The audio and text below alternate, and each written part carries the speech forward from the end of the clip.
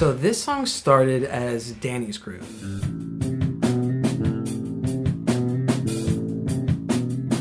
It was slower than what it is now, and it was meant to be just bass.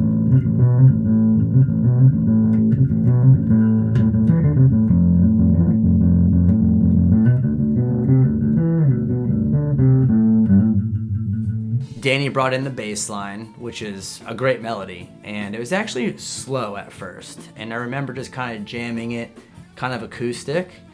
And then we started to rock it up, speed it up a little bit. We did like a really fast punk version.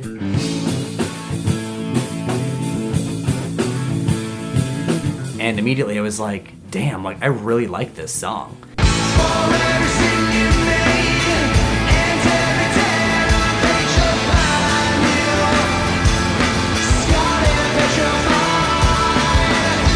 I wrote the lyrics sitting in a parking lot of an HEB, actually. I was in between jobs, kind of feeling like down on my luck a little bit. Like I wasn't really sure what I was doing with my life as far as like making money. And just being kind of like disgusted with the world a little bit. Just kind of feeling like there's a lot of evil people out there, you know, and it's very real, you know. Evil is human beings a lot of the time.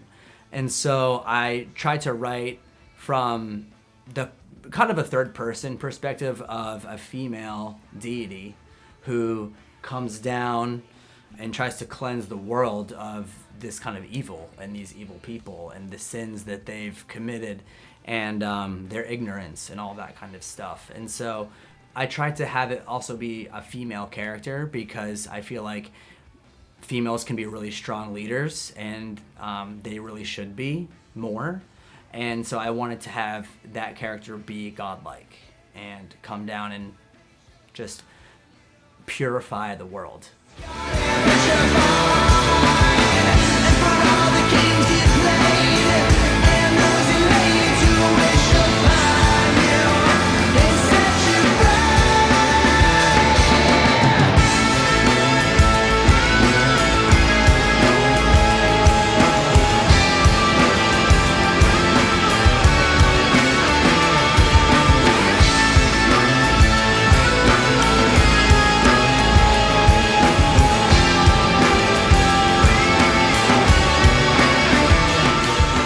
The solo was super organic when I wrote it. It just came from jamming and rehearsal, you know? I don't usually sit down and write out solos. I just kind of shoot from the hip and do whatever I think is going to be cool. And then after hearing multiple demos, I'll kind of piece different bits of the solos from various takes together. And there were specific melodies within that solo that I really liked, and I wanted to keep it lyrical. I mean, a lot of the time as a guitar player you want to kind of like be flashy and show people what you can do, but I've been trying to be a lot more lyrical with my guitar playing and have the solo be something you could sing. And then in the studio, I remember I was using the wah-wah to kind of get this wow, wow, wow. And Erik, who's engineering the album, was actually like, you know, the sweeping on the wah-wah is kind of weird, so why don't we use some kind of like vibe or univibe or something like that, and to give it kind of that like 60s like Hendrix kind of sound. And so we experimented with that and it just worked perfectly.